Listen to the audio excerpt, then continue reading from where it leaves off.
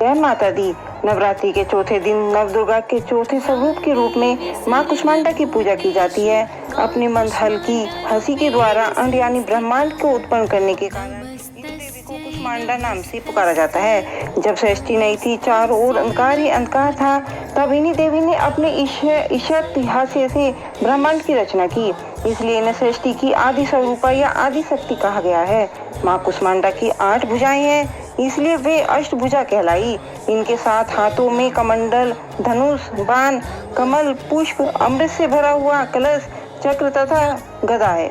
8वें हाथ में सभी सिद्धियां और रिद्धियां को देने वाली जयमाला है। माँ का वाहन सिंह है। संस्कृत में कुमड़े को कुष्मांड कहते हैं, इसलिए इन देवी का कुष्मांडा कहा जाता है, क्योंकि इन्हें कुमांडा अति प्रिय है। और इन देवी का वास सूर्यमंडल के भीतरी लोक में है और सूर्य लोक में रहने की शक्ति क्षमता केवल इन्हीं देवी में है। इसलिए माँ कुष्मांडा के शरीर की कांत और प्रभा सूर्य की भांति ही चमकीली है। इनके ही तेज से 10 दिशाएं आलोकित हैं। ब्रह्मांड की सभी वस्तुओं और प्राणियों में इन्हीं का तेज व्याप्त है। तो आइए आज माँ कुष्मांडा की पूजा के साथ साथ माँ चिंतपूर्णी की कथा का श्रवण भी करना चाहिए, जिनकी कृपा से सभी चिंताओं का, सभी बाधाओं का नाश होता है।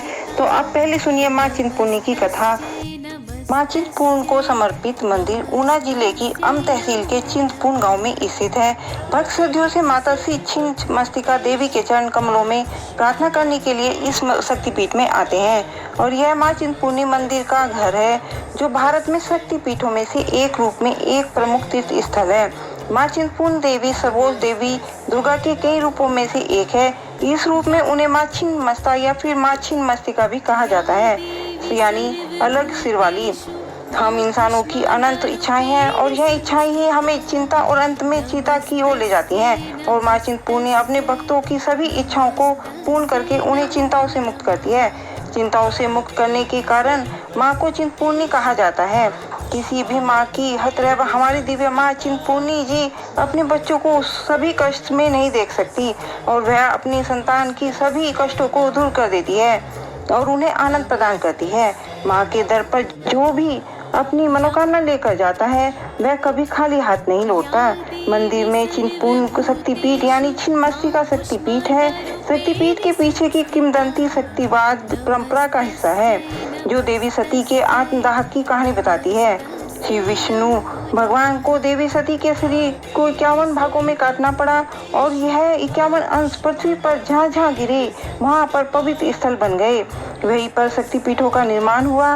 कई क्रूर राक्षसों को हराने के बाद और उनका वध करने के बाद माता पार्वती अपनी सहायिकाओं जया और विजया, जिन्हें डाकिनी और वाणी के नाम से भी जाना जाता है, उनके साथ मंदाकिनी नदी में स्नान करने गई। माँ पार्वती बहुत प्रसन्न महसूस कर रही थी। अचानक उनका रंग काला पड़ गया और दूसरी ओर उनकी सहेलियां भूखी थी और उन्होंने पार्वती जी से कुछ भोजन देने के लिए कहा। तब देवी पार्वती उनसे प्रतीक्षा करने का अनुरोध किया और वह थोड़ी देर बाद उन्हें भोजन कराएगी। ऐसा कहकर वह स्नान करने लगी। थोड़ी देर के बाद वे भूल गई और स्नान करके जब चलने लगी तो जया और विजय ने एक बार फिर से माता पार्वती से आग्रह किया कि वे भूखी हैं, उन्हें भोजन की आवश्यकता है। और देवी तो ब्रह्मांड की माँ है और वे उनकी संतान है, और एक माँ अपनी संतान को भला भूखा कैसे रख सकती है। इसलिए जल्दी से भोजन कराने के लिए उन दोनों सखियों ने कहा। तब देवी पार्वती ने उत्तर दिया कि उन्हें घर तक पहुंचने की प्रतीक्षा करनी चाहिए। दोनों सखियां अब और प्रतीक्षा नहीं कर सकती। वे बार बार आग्रह करने लगी कि उन्हें भोजन चाहिए और उन्हें बहुत जोर से भूख लगी है, इसलिए तुरंत ही भोजन लाया जाए। तब दयालु देवी हंसी और अपनी उंगली के नाखून से अपना शीश काट लिया। तुरंत ही रक्त 3 दिशाओं में फैल गया और तब जया और विजय ने 2 दिशाओं से रक्तपान किया और तीसरी दिशा से देवी ने स्वयं रक्त पिया। क्योंकि देवी ने अपना सिर काटा था, इसलिए ही उन्हें छिन्नमस्तिका के नाम से माना जाता है। पौराणिक परंपराओं के अनुसार छिन्नमस्तिका माता की रक्षा चारों दिशाओं में शिव रुद्र महादेव द्वारा की जाएगी। 4 शिव मंदिर हैं। पूर्व में कालेश्वर महादेव, पश्चिम में नारायण महादेव, उत्तर में मुचुकुंद महादेव और दक्षिण में शिवबाड़ी, जो कि चिंतपूर्ण से लगभग समान दूरी पर है। इससे चिंतपूर्णी को माँ छिन्नमस्तिका का निवास स्थान होने की भी पुष्टि होती है। और ऐसा भी कहा जाता है कि यहाँ पर माँ सती के चरण गिरे थे, इसलिए भी इस जगह को, इस स्थान को चिंतपूर्णी कहा जाता है। कहा जाता है कि 14वीं शताब्दी में माईदास नामक एक दुर्गा भक्त ने यहाँ घर मंदिर का निर्माण करवाया था। माईदास के दो बड़े भाई थे, दुर्गादास और देवीदास, और माईदास का अधिकतर समय पूजा पाठ में बीता था, जिस कारण से वह घर का कोई काम नहीं कर पाते थे। तब देवीदास के भाइयों ने माईदास को परिवार से अलग कर दिया, जिससे बाद वह घर छोड़कर निकल पड़े। रास्ते में आराम करने के लिए एक वृक्ष के नीचे रुके तो स्वप्न में एक दिव्य कन्या ने उन्हें दर्शन दिए, और वह कन्या बोली कि मैं यहाँ पर विराजमान हूँ, मेरी पिंडी बनवाकर यहाँ मेरी पूजा किया करो, मैं तुम्हारे वंश की रक्षा करूंगी। जिसके बाद माईदास ने यहाँ माता का भवन बनवाया। यह थी माँ चिंतपूर्णी की कथा। सभी प्रेम से बोलिए चिंतपूर्णी मैया की जय। समय के प्रभाव में कभी कभी ऐसे क्षण भी आते हैं जब स्वयं सृष्टि क्रह उठती है, पर्वत टूटने लगते हैं, नदियां रो पड़ती हैं और आकाश बिजली की तरह गरज उठता है, क्योंकि जिस धरती को माँ ने अपने आंचल से पाला, उसी धरती को आज हम मानव स्वयं नष्ट करने पर तुले हुए हैं। धार्मिक स्थल जो कभी तप, साधना और आस्था के प्रतीक थे, आज मौज मस्ती और दिखावे का अड्डा बन चुके हैं। प्रकृति जो माँ का स्वरूप है, उसका अपमान किया जा रहा है। भक्ति जो हृदय की गहराई में बसनी चाहिए थी, अब केवल मंच और शोर में खो गई है। ऐसे ही समय में जब अराजकता चारों ओर फैल चुकी है, जब मानव अपनी सीमाएं भूलकर अहंकार में डूब चुका है, तब माँ कुष्मांडा का क्रोध भड़क उठता है और उनकी गर्जना प्रलय का आह्वान करती है। आइए अब सुनते हैं माँ कुष्मांडा की वह चमत्कारी और शिक्षाप्रद कथा जो हर भक्त के हृदय को झकझोर देने वाली है। और यह कथा सिखाएगी कि सच्ची भक्ति सेवा, प्रेम और प्रकृति की रक्षा करने में है, ना कि दिखावे और व्यापार में। जब कहीं कुछ भी नहीं था, ना आकाश था, ना पृथ्वी, ना जल, ना वायु, चारों ओर केवल अंधकार था, तब माँ कुष्मांडा ने अपनी दिव्य और मधुर मुस्कान मात्र से ये संपूर्ण ब्रह्मांड की रचना की। उन्होंने अपने तेज से सूर्य को जन्म दिया, अपने आशीष से पृथ्वी पर अन्न और जल प्रवाहित किया और जीवों में प्राणों का संचार किया। वह मुस्कान ही ब्रह्मांड का बीज बनी। इसलिए तो माँ कुष्मांडा को सृष्टि की आदि शक्ति कहा गया है। माँ चाहती थी कि उनकी बनाई हुई सृष्टि संतुलन और प्रेम से भरी रहे। धार्मिक स्थल लोगों के लिए आस्था और तप का केंद्र हो, नदियाँ पवित्रता का प्रतीक हो, पर्वत साधना का स्थान हो और जंगल जीवन का आधार बने रहे। लोग भक्ति से जीवन जिए, एक दूसरे की सेवा करें और प्रकृति को माता मानकर उनकी रक्षा करें। समय बीतता गया, युग बदलने और धीरे धीरे मनुष्य का हृदय भी बदलने लगा, और आज यह सब कुछ हमारी आंखों के सामने घट रहा है। मंदिर जहाँ पहले नंगे पांव चलकर महीनों की कठिनाई झेलकर ही भक्त दर्शन करने जाते थे, वहाँ अब लोग गाड़ियों और हेलीकॉप्टर से मौज मस्ती करने पहुँचने लगे हैं। धार्मिक स्थल जो तप और साधना का केंद्र थे, अब मेले, शोर शराबे और दिखावे का अड्डा बन रहे हैं। जहाँ पहले दीपक की लो और भजन की ध्वनि ही गूंजा करती थी, वहाँ अब डीजे और मनोरंजन का शोर सुनाई देने लगा है। प्रकृति से खिलवाड़ हो रहा है, नदियों में गंदगी डाली जा रही है, पर्वत काटे जा रही हैं, जंगल उजाड़े जा रहे हैं, और माँ कुष्मांडा अपनी सृष्टि को देख रही थी।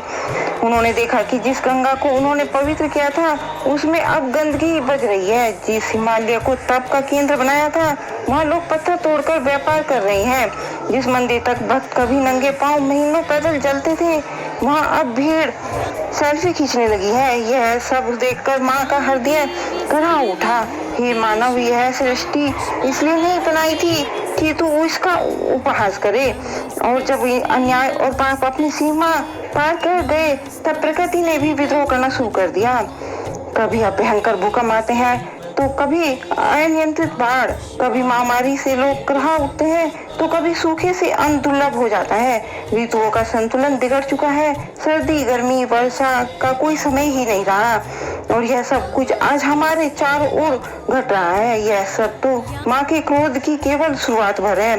अचानक एक दिन आकाश में तेजों में आभा में फैली, सूर्य का प्रकाश फीका पड़ गया और धरती कांप उठी। माँ कुष्मांडा सिंह पर आरूढ़ होकर प्रकट हुई।